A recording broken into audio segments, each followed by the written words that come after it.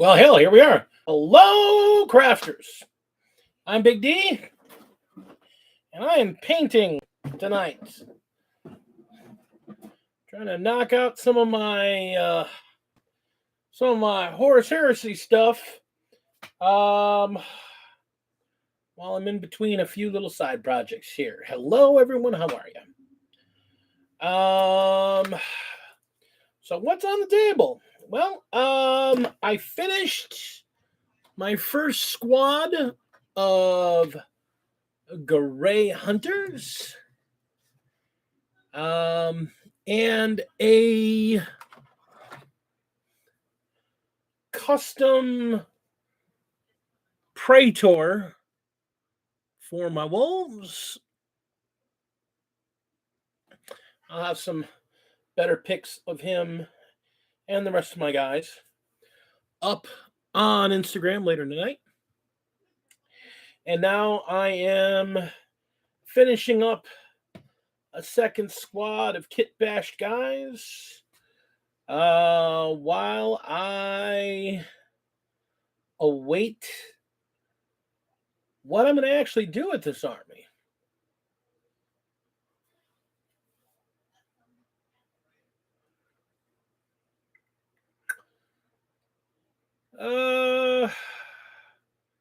Quiet night tonight.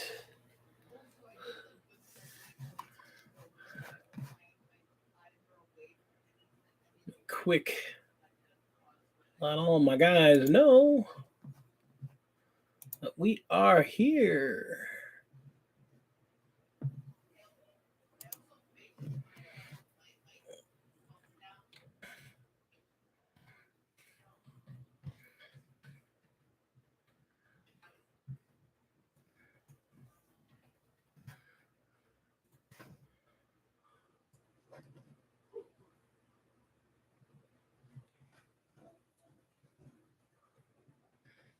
Da-da.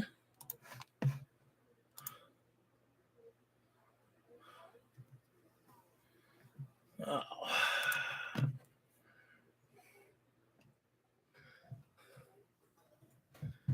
And let's go back. Well, so let's see what we got here. Get into a little bit what we got going on here. So yeah, we're just working on some stuff. What's going on in the great big world of Warhammer this right now? New contrast paints. That is all. Kirschbaum, you are my number one. How you doing tonight? So what is going on in the big wide world of Warhammer right now? Not a lot. We're waiting right now. In between a couple releases. The big Bugaboo Tao. Good to see you, buddy. The big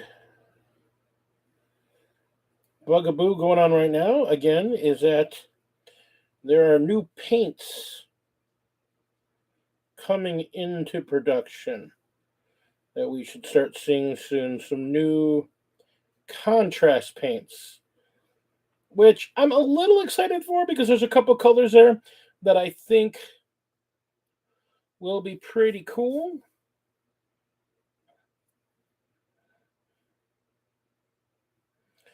But no major releases going on.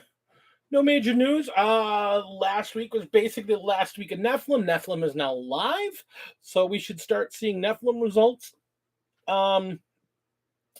Missions stay the same. Tina Raven, good to see you, sweetheart. Missions will stay the same, but we should start seeing some changes to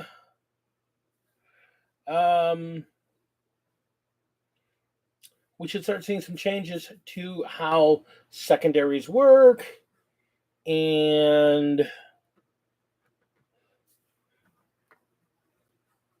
points and CP. We'll see how that affects the meta going forward. Um,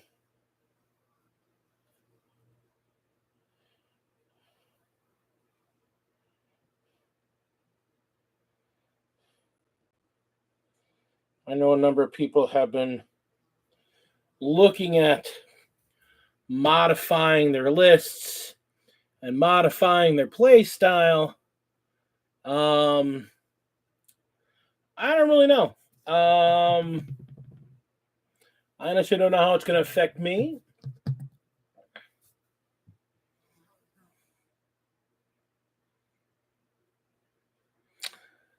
Went 3-2 though, man. That's good though. I mean, for a first time playing competitively in a while, that's quite excellent. That is nothing to be ashamed about. Well done.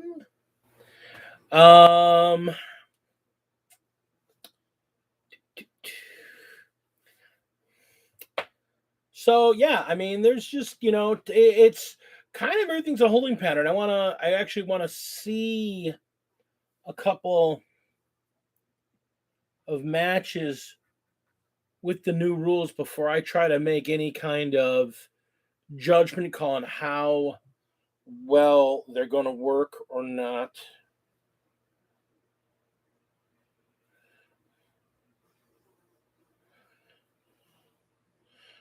I kind of welcome the change.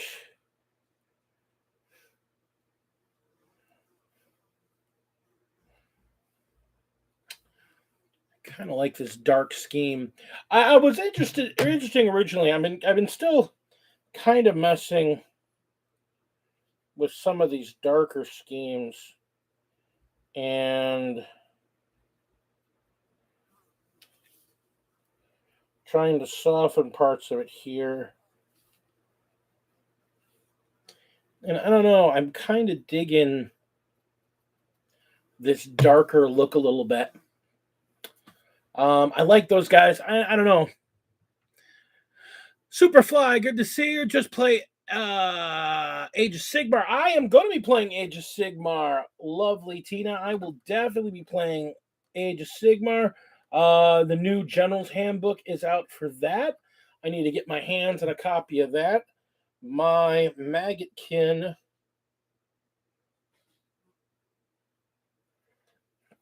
are most assuredly looking forward to getting into a match of Age of Sigmar. Yeah, Blood Angels. I was surprised to see how well they did at Warp Storm. By the way, congrats, Warp Storm, actually showing up on Reddit's weekend, their Monday morning meta roundup as a GT. They got a little bit of a look there. It was interesting because we had Blood Angels coming first, and who was it that won again? Because I remember it wasn't like your typical. It wasn't your typical team either that won. It wasn't Town. I don't believe it was Nids either. I remember I was kind of like surprised by that.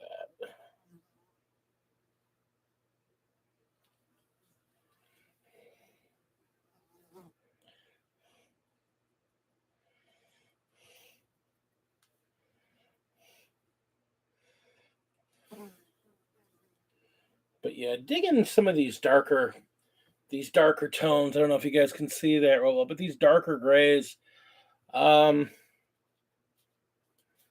kind of like them.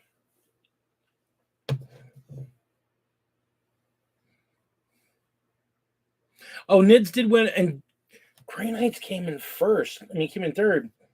Yeah, that's a weird, and it's an odd, not bad, not in a bad way, but that is odd. That's cool though.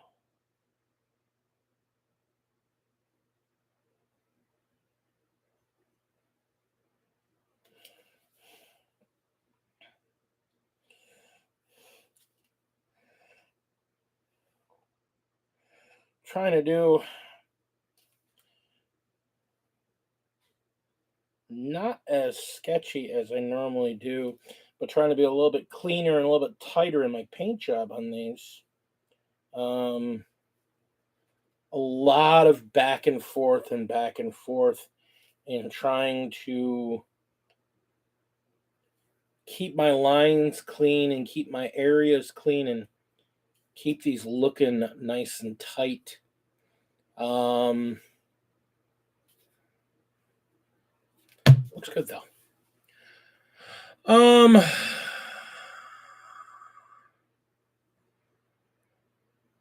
Yeah, it's not bad. I kind of wish my back hadn't been a mess. I'm still feeling kind of twingy, which is bothersome, but I suppose it could be worse. Because I want to get some games, and that's been one of the bigger problems, that my back being the way it has been, I don't have the. I come home from work and my back's just like, nope, we're not going to go do anything today because you just want to sit and not do anything.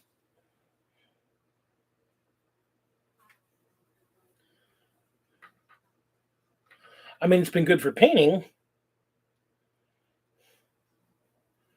I've been able to get quite a bit of work done.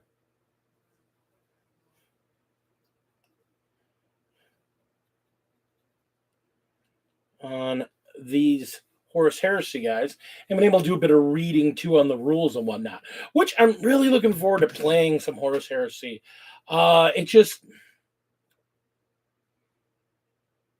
It's scratching an itch I've been kind of wanting for a while. Between this and Age of Sigmar, I'm pleased.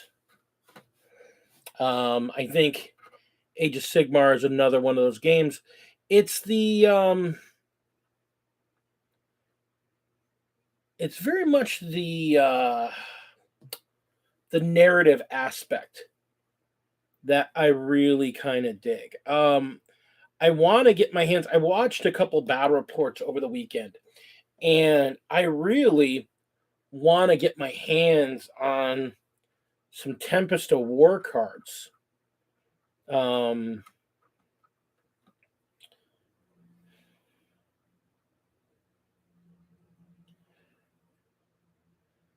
kind of like the idea of, your secondaries changing every round if you succeed on them, and having random things each round to kind of drive a more interactive story to the game. So, with Games Universe and Mech1 having Games Universe, but them having their Christmas in July this coming weekend, where I'll be doing some demonstrations teaching people how to play 40K.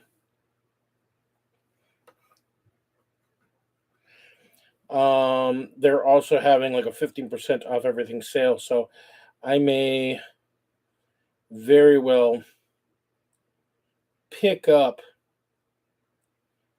a pack of those Tempest of War cards. Ben says I just need to stop getting old. I would freaking love that.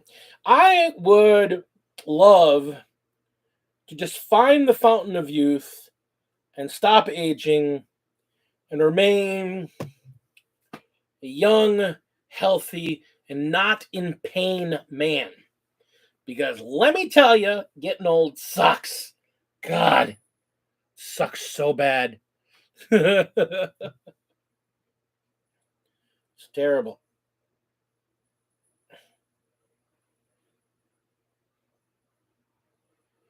So you younger guys out there, tip for you, don't get old.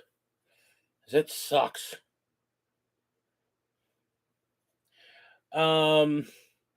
in all seriousness, though, I've been looking at these new contrasts, and I keep thinking about them because, again, I'm working on this stuff here. They've got a couple really cool looking frosty, icy blue colors that I definitely want to pick up right away. Just because I think for my guys, for my Horus Heresy, I'm going to have as many frost weapons in my army as I can afford. The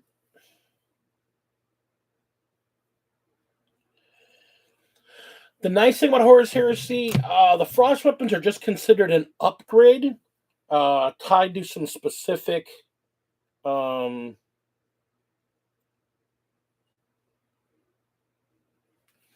tied to some specific figures and specific unit types. So I'm thinking I'm just gonna go crazy. And every unit that can take frost weapons, I'm gonna take it. Just to kind of show off the thing. Courage Bomb, I would actually love to borrow them or corner you at some point, and you and me play a game using them.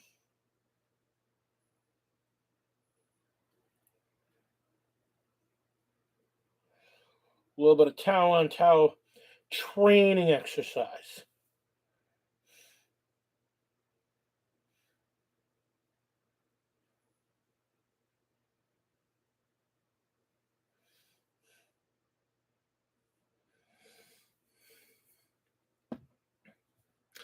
But yeah, this is my big secret. One of the things I wanted to show is that, how, because I've had a lot of people ask me, how do I batch paint a group of figures so quickly?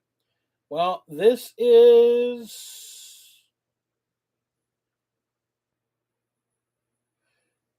my secret. One squad at a time. And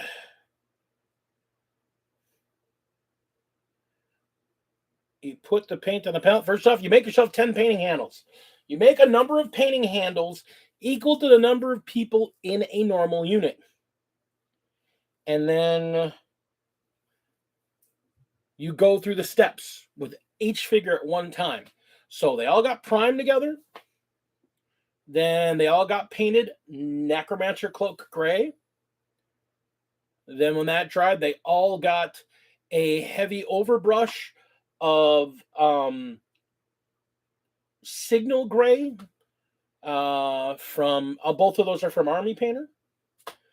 Then a 50-50 water null and wash, one right after the other. When those dried, they got a dry brush, light dry brush with a 50-50 of uniform gray and white. Then they all got their red. Then they all got their oily steel. And then then they all got Basilicum gray over gray parts that looks like a black, but not completely. And you just step by step by step. You do all the models, one step. They go back to the first one and then do the next step across all of them. And then go back to them and then do the step across all the models. And you just keep doing that, going step by step across the models, giving it a chance to dry in between coats, and it just lets you go ding, ding, ding, ding, ding, ding, and you get through them quickly. And these guys were built and primed yesterday. They got their gray and their gray yesterday. So far tonight, they've gotten their red, their Basilicanum gray on top of them, and their oily steel. And now I'm kind of doing some touch up on the gray where the red's done some overwash and catching in the gray in some of the areas. And the next step is to actually go into Skull Crusher brass and start hitting them. So, and again, it's just you do step by step by step by step. And at the end, when you're done, you've got an entire unit just like that. And it ends up going a lot quicker than you realize because you're able to just break it down into its component steps. And I mean, I think the finished result looks pretty good.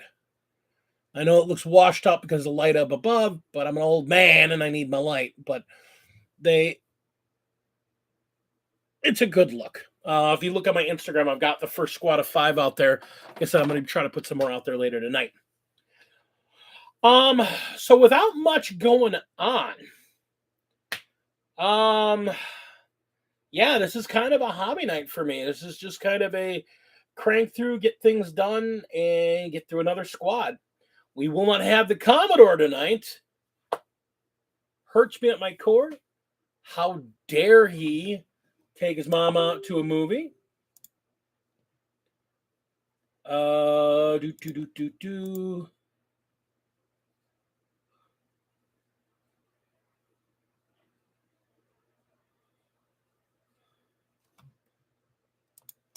we go.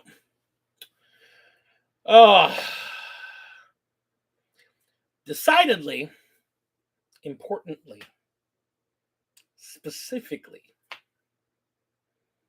because those of you that are friends with Facebook, I mean, I am not, will not, cannot, am not, absolutely not going to talk about politics anymore. I had my fill. And I just want to worry about my hobby. So that's been a beautiful thing too. So instead, I've been watching a lot of media. I just recently finished Obi-Wan. Great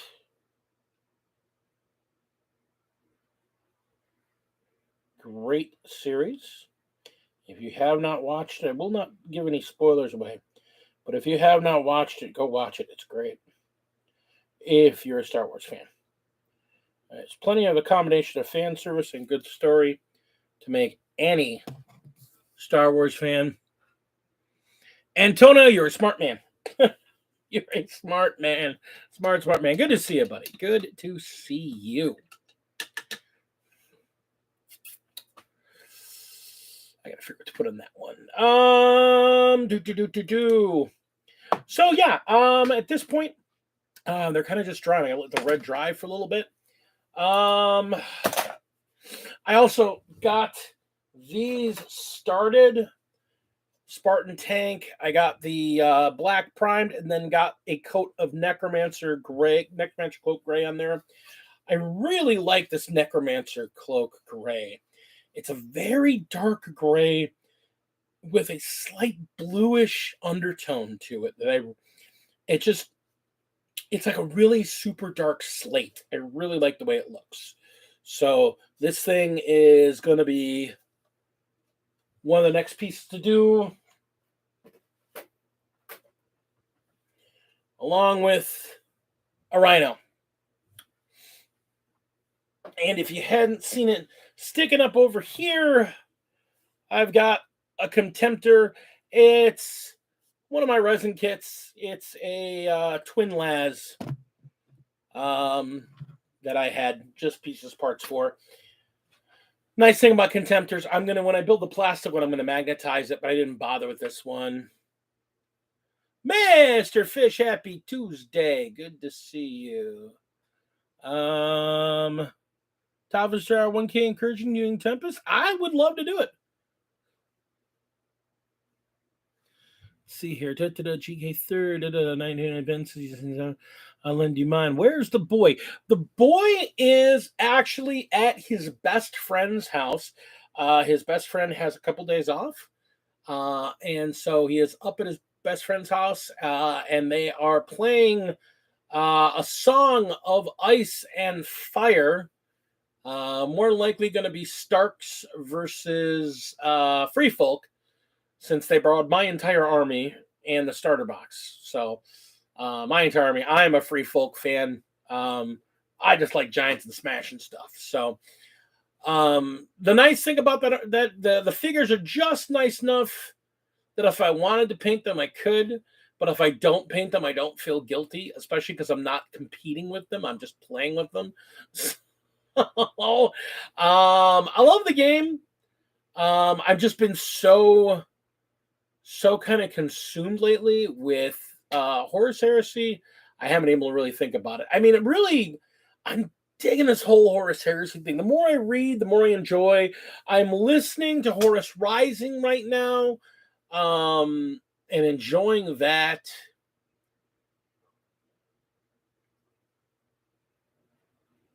I think, again, from a storytelling perspective, is the big thing I'm getting. I don't want to say I'm burnt out on competition level play, but I'm burnt out on competition level play a little bit. Just a little bit. I'm finding a lot more fun in the idea of telling stories and doing narrative lists that tell a story by who's there. Like my two squads, these guys are gray hunters. They're basically the same as the gray fangs in, or the gray hunters in 40K. They're basically veterans, and they don't carry a heavy weapon, but I can put up to 2 squad weapons in them.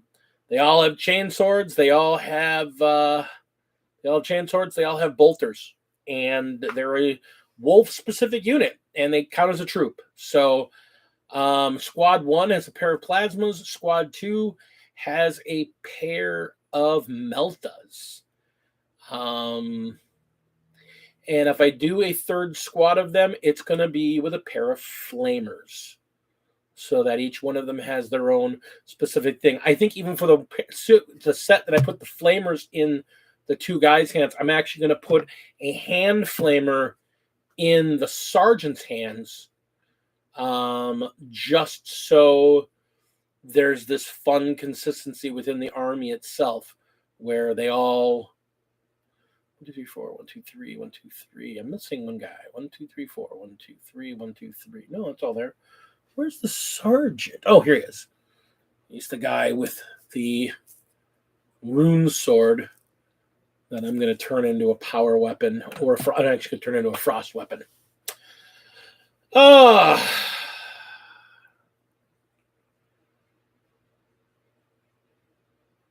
So I've been thinking about this a lot.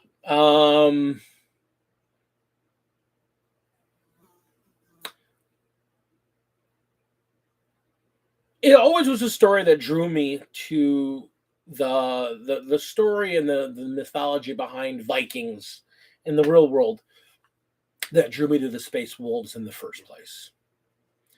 So there's a part of me that's looking at my Space Wolf army as a whole and thinking, if I do a Chaos army in addition, if I do a Heretic army, it's probably not going to be for a bit down the line. I have the Heretic book, but I don't know if I'm going to do it right away. I think I'm just going to focus on getting a nice sized wolf army together with lots of different weird units that wolves use, with lots of different wolf options, and just wolf. And I know I'm going to get flack from purist players, because my army is going to have a lot more wolfiness to it than traditional heresy armies. My guys have a lot more wolf iconography, and instead of the little knots that come with the the transfer sheet for the wolves that I don't have my hands on. I'm using a lot more traditional black and white runes, skulls with fangs, dagger symbols, even so far as the wolf lord I created. I put on his shoulder an Allfather rune, which is literally to the wolves. That rune with the dot in the center is literally the rune for the Allfather. It is quite literally the mark of the Emperor. So wearing that symbol is basically them saying, we are loyal beyond all compare. There's no way that we'll turn from that. So, I mean, that was the point. These guys are supposed to be absolute loyalists. And so because I'm going to be leaning into the Viking aspect of them more, I'm staying in their traditional colors, but I was looking in the book and they use a lot more gold heraldry, a lot more gold similarly. So I've actually went and got a bunch of masks, masking material, because I'm going to be putting runes all over, and Celtic knotwork, Nordic knotwork, all over the vehicles. These guys are all going to have runes on them somewhere, runes of protection. It's going to be a thing with these guys. And yes, if anybody does see, yes, I'm doing the wolf symbol in reverse. So it's, instead of a red head on a black background or a grayish background, I'm doing a black wolf head on a red background so that it matches their other pauldron, which is kind of the idea going with the lore and the storytelling. That this is as a lieutenant at this point, but I may end up making him my actual praetor. This is supposed to be Heimdall Blackmane. So the progenitor of the Blackmane sect, the Blackmane Great Company. This is their founding jarl. And so if you go to my 40k army, which I also play Blackmanes, there's a group of my Blackmanes that use a black field with a red wolf's head, and they're known as the Bloodmanes, and they're a very specific sub jarl to Ragnar Blackmane, and it all ties back to, you know, how they work in clans and families and whatnot. So I kind of, if I'm doing historical, I wanted to do it kind of based on a historical character. So I thought Heimdall Blackmane would be kind of cool for him to be, and so since it's his guys, they're using the black wolf head on the blood red field. Plus, it's just my opinion, it looks better. It just looks better to me. I thought about using the original the route coloration, so it'd be a red field with a white wolf head. And since I'm printing all of my wolf shoulder pads, it doesn't matter much. I'm not going to be using a lot of transfers. I only use transfers on like the first unit, and everyone else will be using the shoulders. I've got a couple different styles, so I want to actually have the ones with the rivets and ridges and whatnot. What do you guys think? I mean, is anybody out there playing Heresy? What do you guys think? I mean, yes, it's my army. I do what I want. I know, and a lot of people keep coming back with that, but I don't want to drop down an army. I mean, I'm already going to have problems with people looking at some of my units like, well, that doesn't look, that part. I mean, is that a Mark 7 or is that a Mark 6? Or what Mark armor is that? And the reality is a lot of my marks are modified, like filed and scraped and rivets added and things scaled off and things ripped off to make them look like a generic Mark IV, Mark V. The legs could be Mark VII, but they were also used in the Mark V, very similar. There's some Mark VI legs in here. My box of bits was unending. The problem is I do have some Primaris chain swords in there, but they look good, especially the ones that have the big metal gauntlet on them.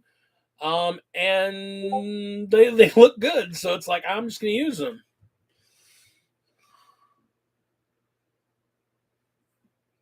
Yeah, no, I know how a big model gets you going. Lady D, Shannon, has been working on Bellacore like crazy. She wants to get that done. I actually got distracted, started building and painting these guys. I'm like, oh, I need dudes first. I need dudes first. But then I just had to, I got the Necromancer cloak. I want to point out, I love this vehicle. I didn't break out my airbrush. That is after talking to Commodore and learning his methodology. This entire bad boy, this entire coat of very sleek, non whatever you want to call it. This is not airbrushed. This was entirely done by hand with a brush. And this is really smooth. So I gotta give Commodore a bunch of credit because I used his method. I used his method, and I got this gray completely over the body, non-splotchy, just using brushes. And I did build my Spartan so that the inside is a different color, and I'll be able to get in there with a little bit of work. I've got some brushes I'll be getting in there too, but I did a lot of the base work ahead of time. That's actually primed and got paint in there already. So a lot of it's going to be washed and grimed out and then just kind of wiped out because I don't have a light in there. It kind of makes me want to get a second one of these things for my wolves because I'm an idiot. Yes, I'm honestly looking at a second box set way down the line to get a second one of those things so that I can have enough Terminators to drop 2 of these things and drop 20 Terminators into somebody's face, because 10 Terminators is just not enough for Space Wolves. I want all the Terminators. I've already got 3 5-mans and Kafraktis. I have to build all 3 of them. And then I have a box of what are called Indominus pattern, the hippo face Terminators that we're used to today. But I'm going to be doing some conversion work onto them to turn them into the other. Even though Indominus Terminators are legal for play, I want to convert mine to turn them into the other relic Terminator slot. I forget what they're called, but I'm going to turn them into those. I'm going to pull the heads out and put different shoulder pads on, put the other shoulder pads on them, and use their weapon layouts to build them. Got to be axes. I mean, a big thing is that wolves get a special Terminator unit that comes with a axe and a Stormbolter, and it's a big thing for them because they get special rules. So I'm going to probably build all my Kafraktis like that because they're specifically a Kafrakti build of Terminator. Which means the 2 that come in the box set, I may not end up building as wolves. I may end up hanging onto them and building them for my heretic army. I just haven't decided yet. A lot of decisions in this army. Again, it's a lot about what strikes your fancy. What do you get into? And I love that about this specific game, in that there's no right build, there's no wrong build, it's not about optimal builds. It's about what is the story you're trying to tell with your army. Um,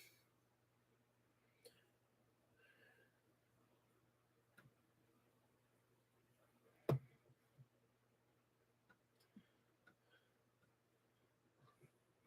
little bit of Skull Crusher brass on the palette.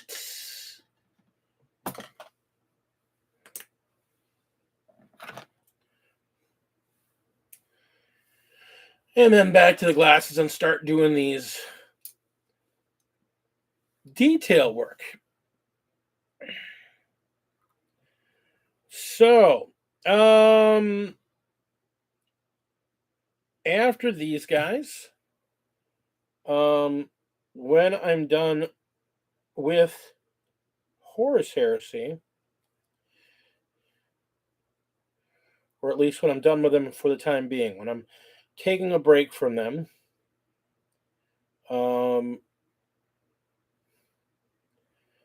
I am working out a paint scheme for my Maggot Cannon Nurgle. Another army that there is.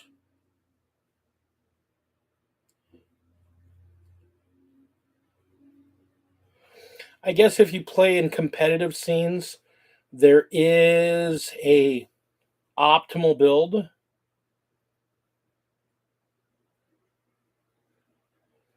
But I don't care about that.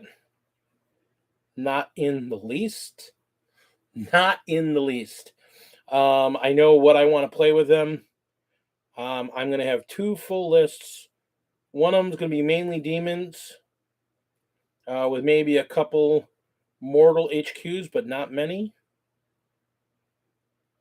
Led by a Great Unclean One and Festus the Leech Lord. And then I'm going to have a mostly mortal one. I'll still led by Festus the Leech Lord. I got to tell you, I really love that figure. Festus is just, for the army, such a fun figure to play. Good night, Tina. Good night. Yeah, I mean the Festus is just—he's such a fun figure. He's just, people just look at him. It's like, nobody wants to come close to him because he's got these weird infection and these weird alchemical things he can do to figures, which is just fun, weird secondary things he does. Oh,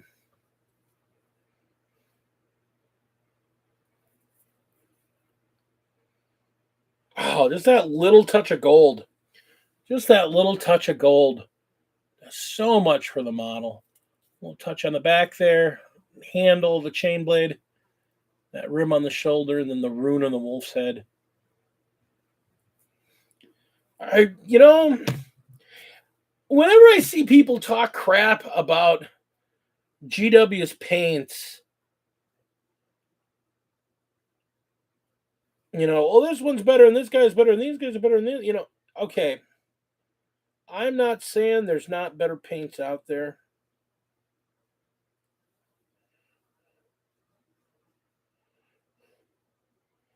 I'm not saying that there aren't better paints in the world.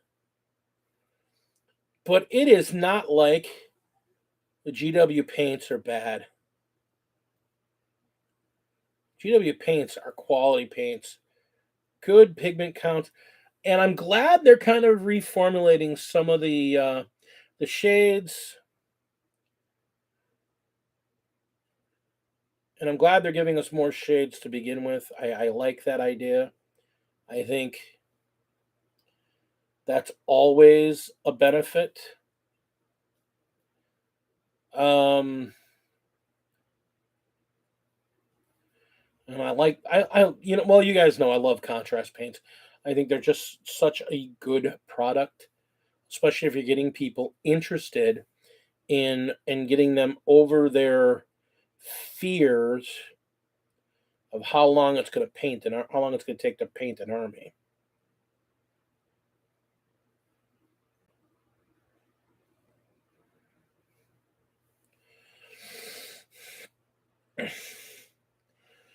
I think if you use them as a primary means of painting an army, they are certainly good enough to get an army painted on the table and get you playing. And I think there's enough, they're good enough that if you take your time with them, you can get some really good effects out of them. And you can actually get some really decent paint, especially if you don't just use contrasts, you use them as part of your paint toolbox. I'm a big fan of using contrasts in addition to other paints.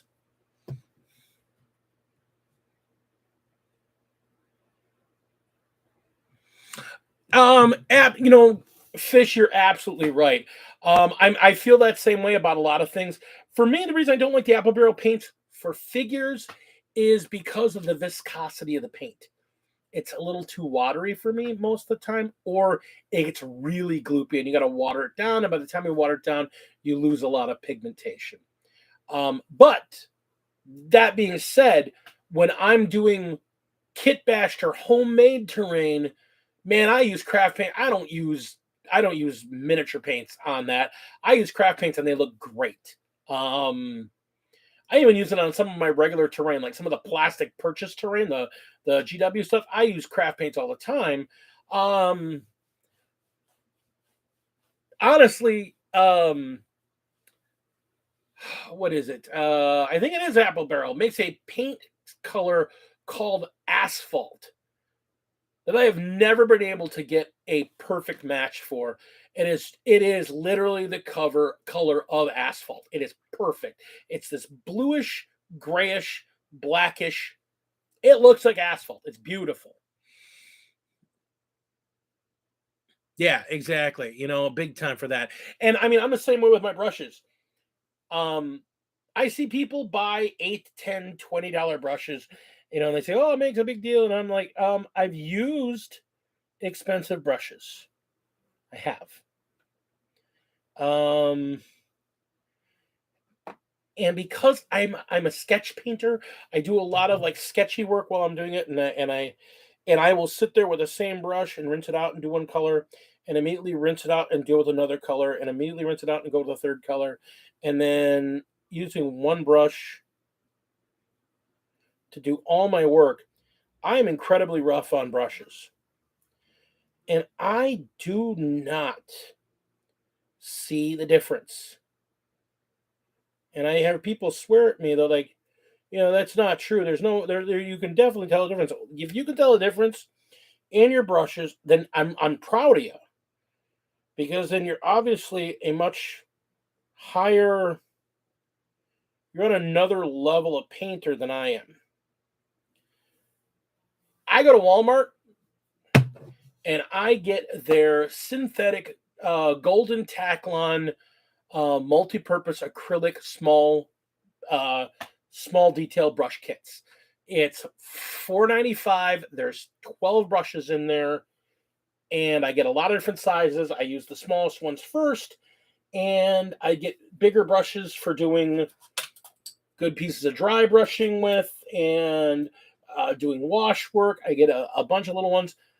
I don't see a difference in the brushes. I go through these, and the nice thing is because I spent $5 to get 12 brushes, if a brush goes bad, it goes in the garbage, and the next time I go by Walmart, I grab another pack. Normally, I grab like 2 or 3 packs at once. I just fill up my cup, and as brushes go bad, they just go in the garbage, and I don't feel bad about it.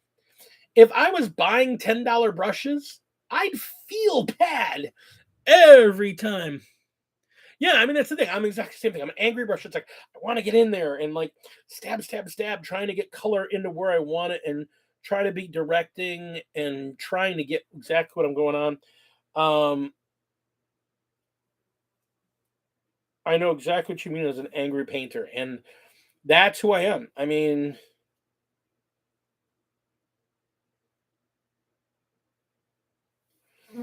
I don't honestly see the difference.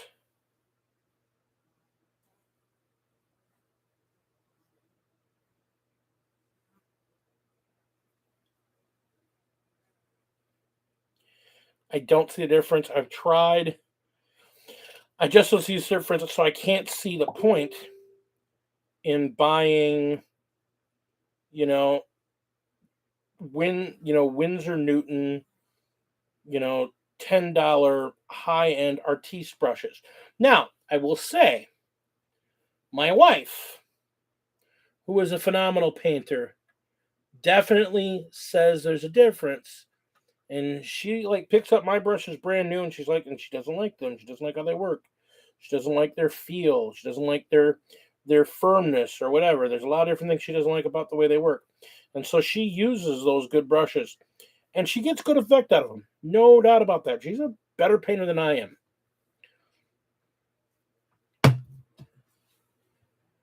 This is using a 50-cent brush. It looks fabulous. I'm good with this. So I'm not changing the way I work. And I applaud anybody who has the talent to notice a difference in your brush.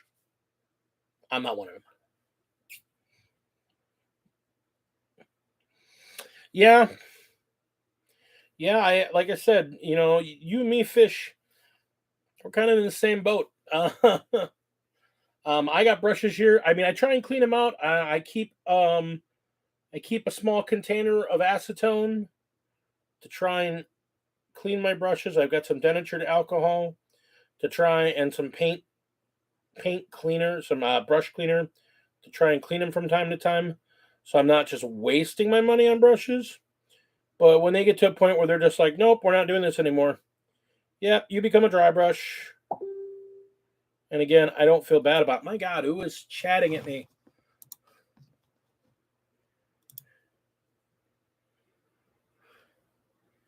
There's people talking to me. Do. Nice. Oh, you did some painting here. Build this beauty. Oh, you built the orc plane. Is that a WAS bomb? Is that the no, that's a DACA jet. I sell the guns. That is a DACA jet. Straight up DACA. Nice. Nicely done. It looks different to me. Did you modify the kit? It just looks like a slightly different layout than I'm used to seeing for those. So, Fish, did you alter that build?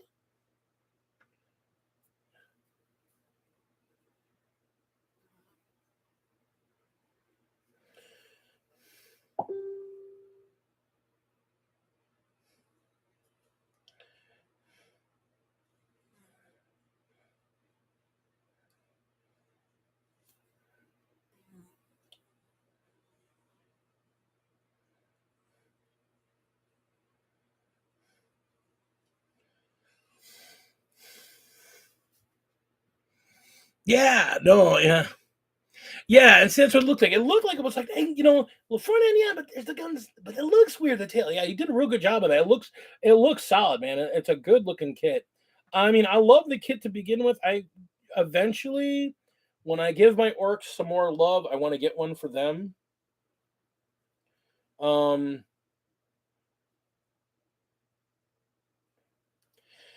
yeah, oddly enough, that's the one thing. I think that's the next step in a lot of my armies to take them that next layer, that next level. I don't have a lot of aircraft. I've got my guard has a couple that I got as part of a army deal at one point, getting a used army from somebody. Um,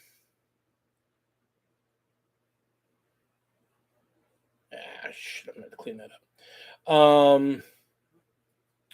So I got a couple vultures. I actually got a vulture and the gunship version of a vulture. So I got those. Um, but and I've got um one of the jet types, one of the regular plastic jet types, but I've got two of them for my Marines. The Interceptor, I forget what it's called. It's not the Forger one, it's the regular plastic one. I think it's a Stormbird. I've got two of those painted up in Wolf's colors. I want to get the Wolf specific.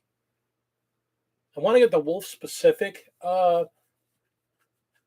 craft, and I want to get the hover jet, the one that actually is like the big rotary cannons, just kind of a giant bumblebee looking thing. I want to get that one for, again, the plastic kit for my Marines. I really want to get a couple of AdMech aircraft when I get back to working on my AdMech. They're a good army. I haven't been in the mood to jack with them lately, so I will be messing with them soon, I hope. But I got a bunch of other things on the project table ahead of them. This Horus Heresy thing has me so wrapped up right now. This is just like, yeah, I'm kit bashing every single figure. Every single figure gets a little bit of kit bashing, so this kind of has all my creative juices going to it. But yeah, I'd like to get for my Death Skulls.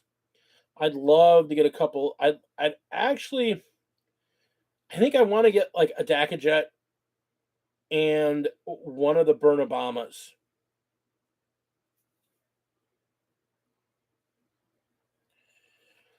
Just because I do think it's such a cool looking kit.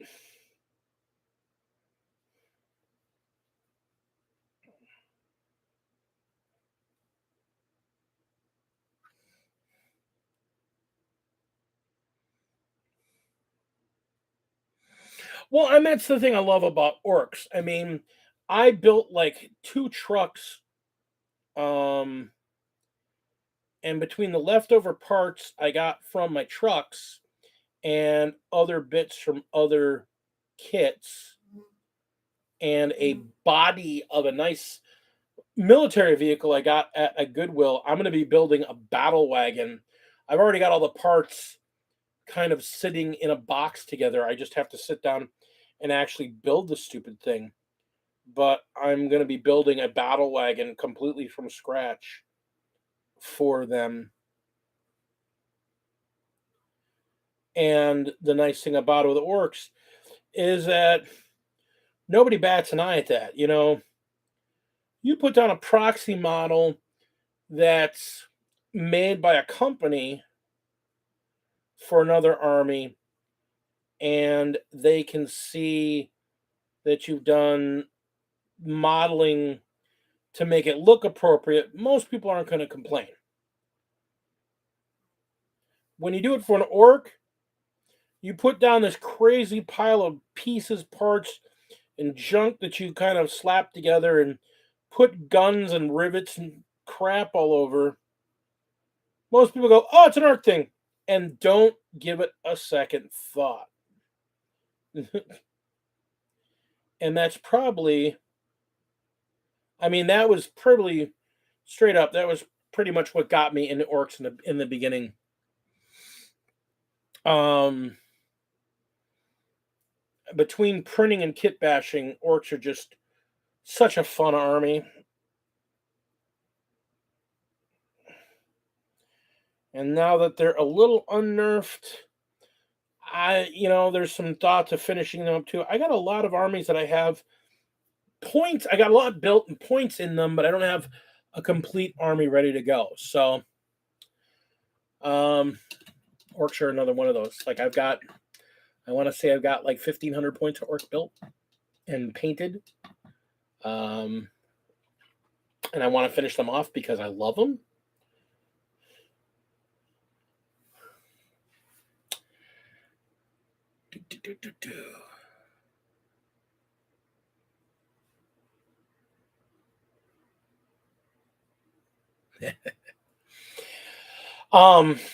Yeah, I mean, that really is the joy of this hobby. It just really is. the ability to just kind of do crazy stuff. The beauty of orcs is that it's almost expected. It's almost expected of you to do with orcs. Um,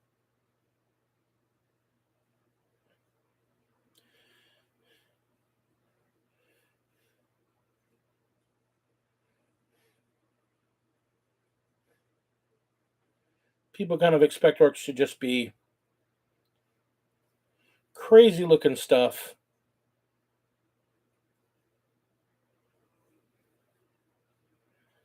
that is either looks kit bashed or is kit bash.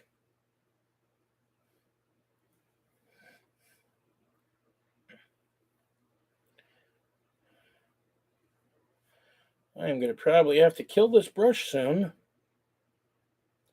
Swap to a new brush because my tip is starting to look like ass. And I'm going to need to do a lot of cleanup after this gold. And the last two models I've done now. That's not.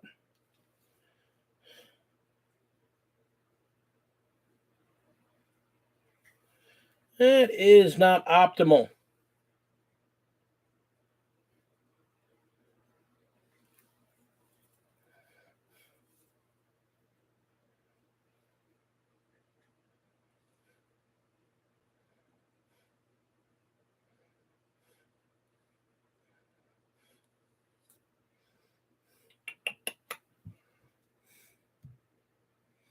Yeah, I mean that's a good point. You can take the orc terrain. I mean, I've got a set of terrain I was building for an orc themed junkyard table, not even for Kill Team, but just for, and this was before that Kill Team terrain came out. And it's built. It just got to paint it. And it's basically made from sprues and cast off bits of lots of different models and pieces of cardstock and pieces of chipboard, um, failed prints, um, panel plates that didn't work out right that I just snapped off and uh, put something else in place.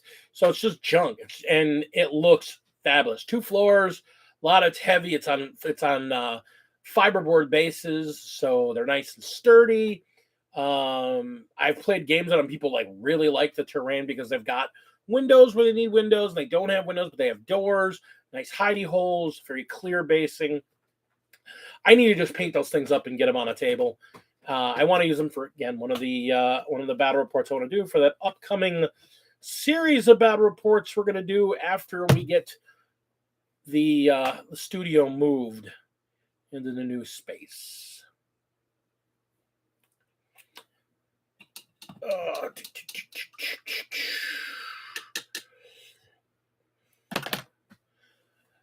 Quiet night. Unfortunately, I'll be honest. When I get into a painting groove, I kind of like drop in a non-talk mode. So that's one of the reasons I don't do a lot of these kind of hobby streams, and end up doing like going over to Mythoses and doing like hobby streams or hobby hangouts after, because I end up getting so focused on what I'm doing, I don't talk.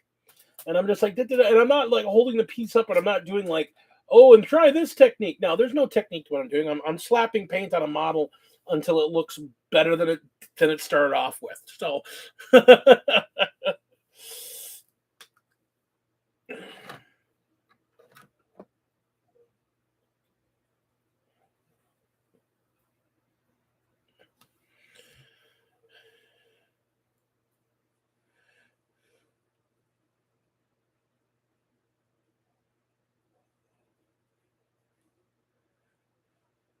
but yeah, swapping to a new brush certainly did improve the results I was getting. A lot more control. Yeah, I think that brush is done.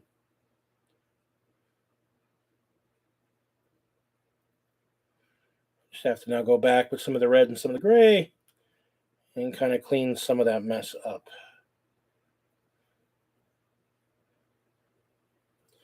Skull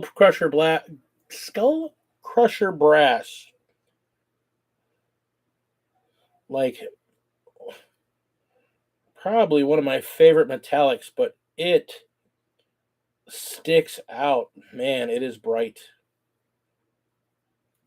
I mean, it's one of the reasons I like it the way it does, because it looks like fresh, clean brass. A little bit of a golden tone to it, so that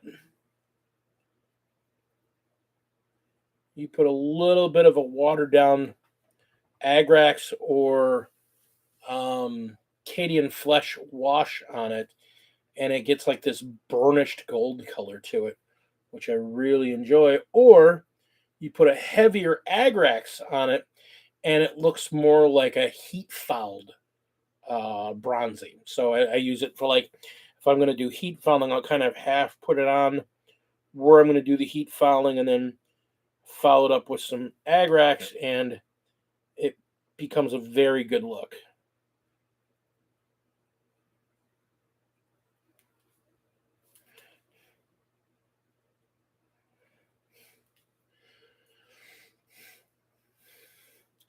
Again, one of the things I really like about some metallics is that depending on how good the shade is, it just takes, you can just take a wash and really change the attitude of what you're painting. Like, you can take it from, like, it's heat fouling, or it's a gold, or it's a brass, or it's a bronze, and it's all the same paint. It's just how you washed it and toned it or highlighted it,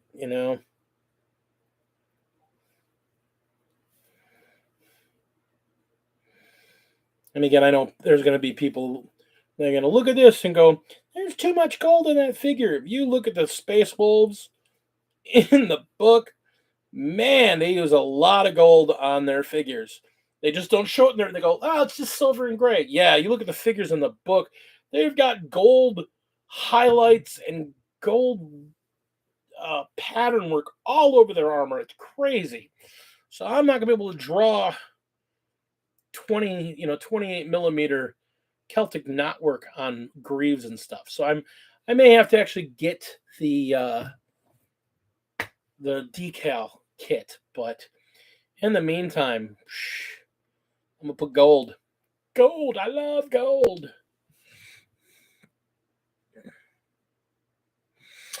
Yeah, and that's the beauty of it. I mean, like I said, you can use shades, and you can use a shade to change tones on a lot of things. I think one of the really interesting things you can do with a gold or coppery shade, or a golden coppery color,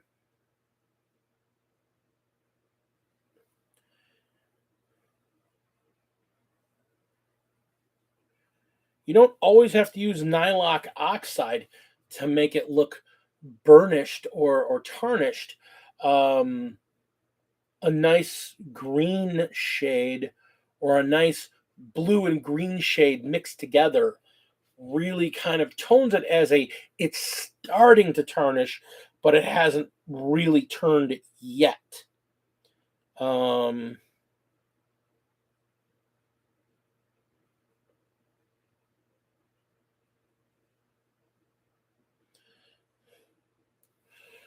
Like, it's getting there. Give it time.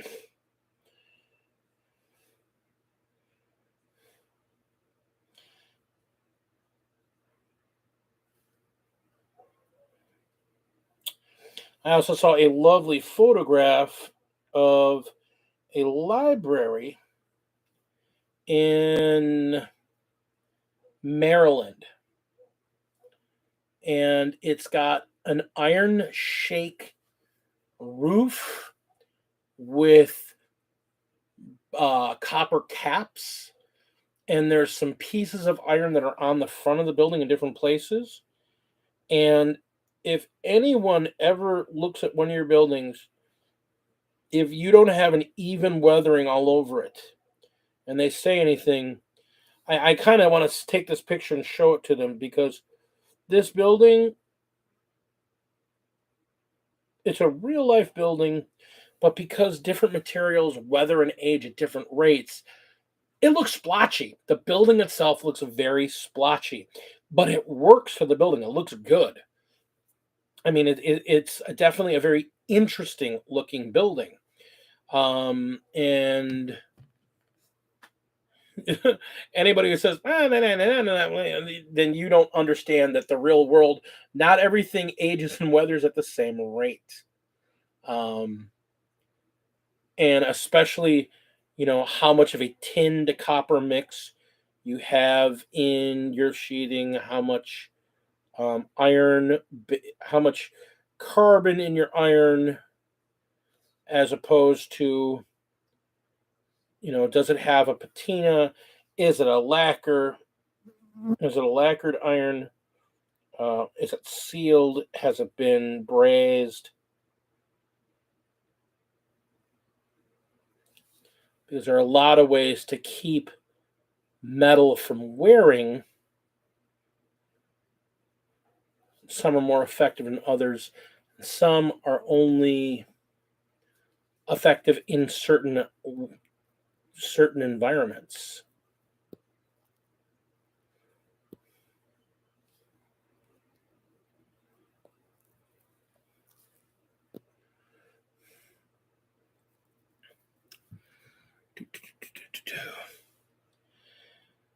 All right. Well, we got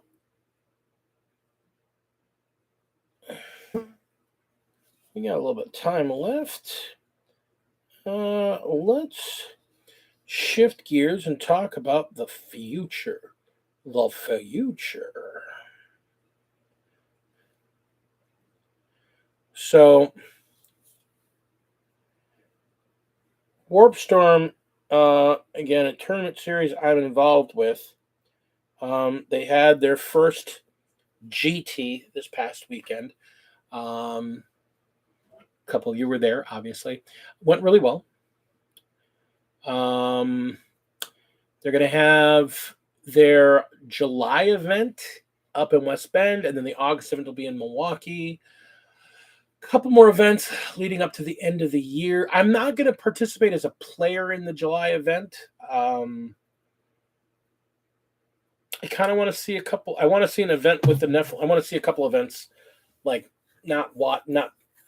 I want to be able to see some Nephilim results to see how people are playing the secondaries differently and how people are dealing with the CP loss differently, and allow my brethren that have been helping to run these events, give them some opportunities to play, since they have not been the opportunity to play, and I've played for the last 4 or 5 months. Give them some opportunity to play while I use that time to scoop out the opposition. And then come August, try jumping back into it with hopefully either jump back onto my Tau, or if the guard get their new book before then, maybe look at my guards, see what's doing well, maybe play one of my different armies. I've got so many armies that I love and adore, and I want to give them some more love. I've been kind of thinking about getting back into my wolves. I have a really crazy, stupid idea for a build that I think would be really hard to deal with from just about any standpoint.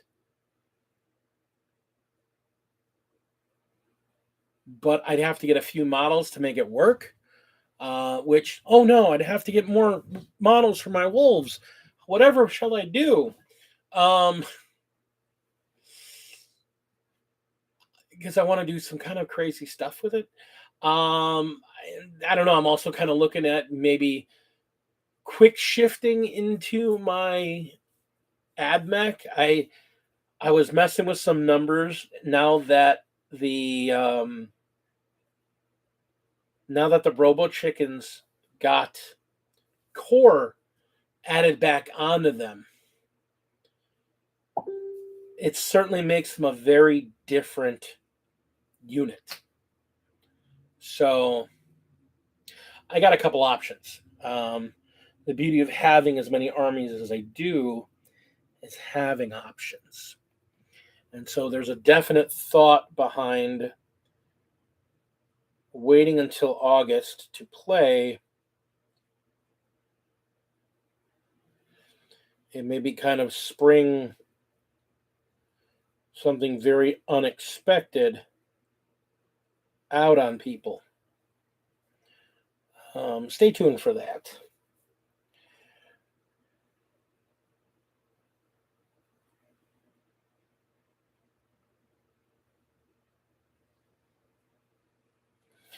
I'd like to win an event, or at least play high enough an event that has repeat winners at it to get an actual invite secured rather than doing it via points. But that being said, what shall be, shall be.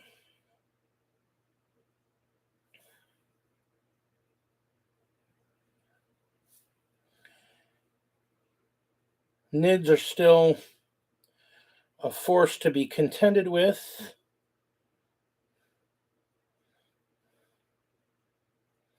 They're still problematic.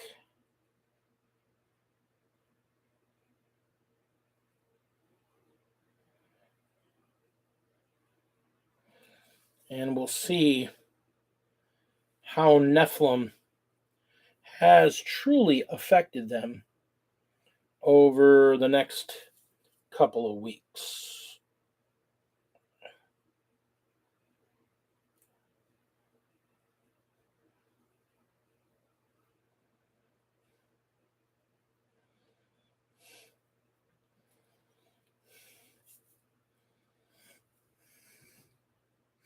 Hello there, you beautiful hunk of man, you.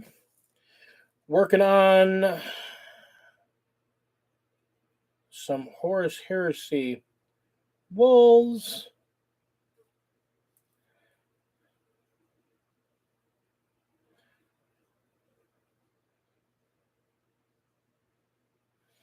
And talking mainly about a focus on narrative gameplay.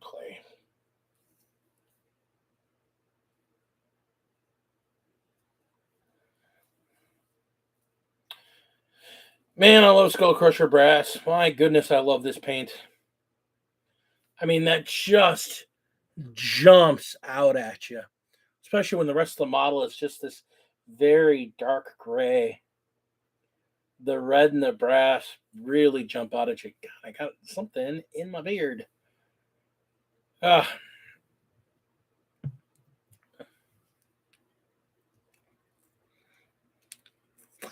Prince is coming along. It's good to hear, Tog. I can't wait to see how that turns out for you, man.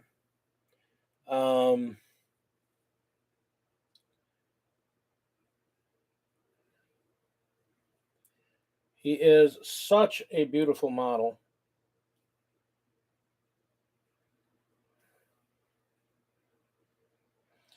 And I love to see other people's takes on him. Lady D is, because he's being used mainly with a Slaneshi army, the commission she's painting at has a requested a pinkish and purplish, Slaneshi theme to him.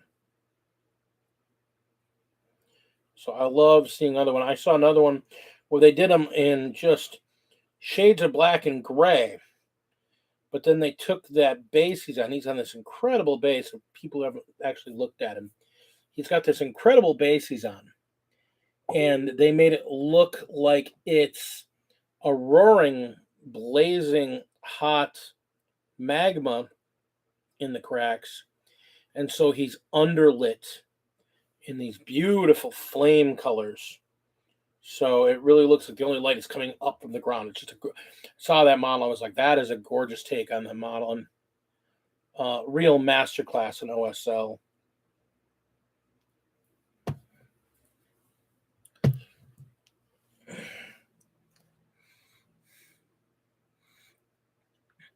Nice. Well, I mean, hopefully we'll see it soon.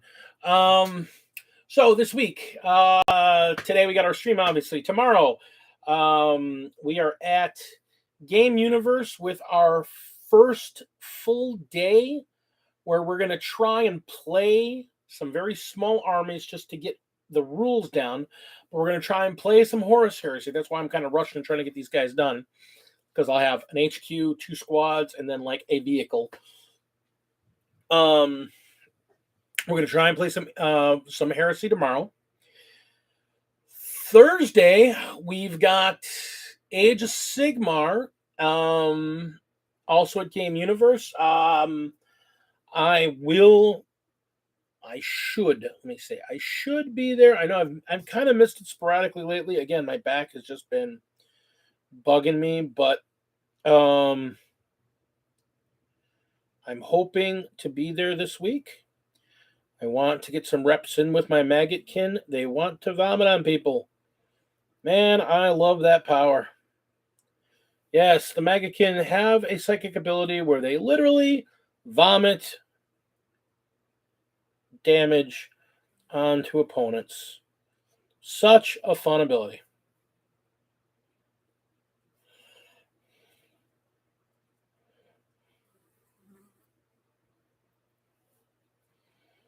I would be a liar if I did not tell you that playing my Maggotkin make me contemplate when I do my heretical to do Death Guard. I mean, I already played Death Guard in 40K.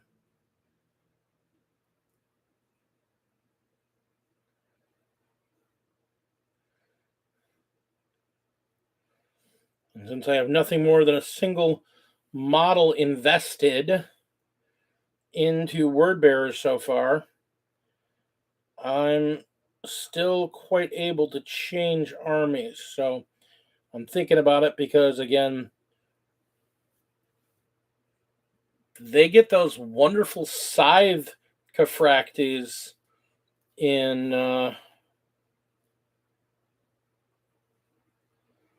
30K as well. Basically, the death shroud of them in 30K. And so I'm kind of liking that idea. I'll probably like many more until I finally commit. And that's what I'm trying not to do. I'm trying not to commit to a heresy army for the bad guy, or heretic army for Horus Heresy until I'm done with my wolves. Or some model just jumps out at me and goes, you have to build me. Some named character.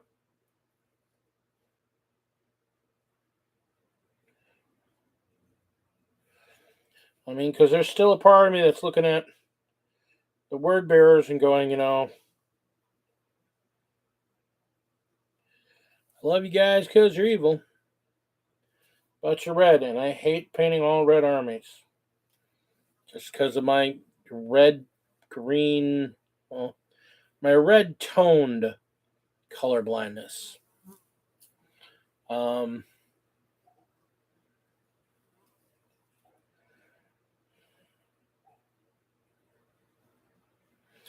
miss the subtleties of the shades. So part of me is like, I can skip on that. And part of me is looking at that Mortarium Grime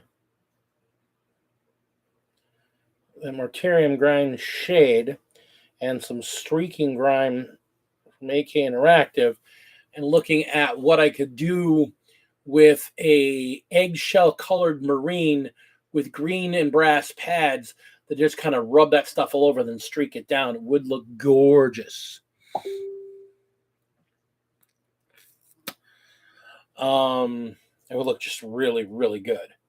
That new Mortarian Grime shade really does look good. Even if I only use it for my 40k Death Guard and my Maggotkin, I will definitely be picking up a bottle of that. That looks really good. There's also some distinct things about doing some, Sons of Horus, because that's a really cool green, and it'd be something different than what I've done. So all the gold's done. So I think we're going to wrap things up here. I'm going to give a big shout out to all my patrons real quick here. We're going to start off with my Battle Brother tier. We've got Inquisitor Zane. We've got Mini Warm Mutt. And we've got James Brown. And we've got in our Battle Leader tier, we've got Mr. Mythos Kushinato. We've got Greg Tesh. We've got Master Model Alex Drake. And then we have in our final tier, our Warlord tier, we have the lovely Pirate Phoenix. And even though he is absent because he is taking his mom to go see the Elvis movie, we have the ever-present and ever-missing Commodore. I want to thank all of you for stopping by tonight. I want to thank everybody who's been here and hung out with me tonight while I just painted and babbled mostly about nothing all night tonight. And I appreciate you being here with me while I did said things.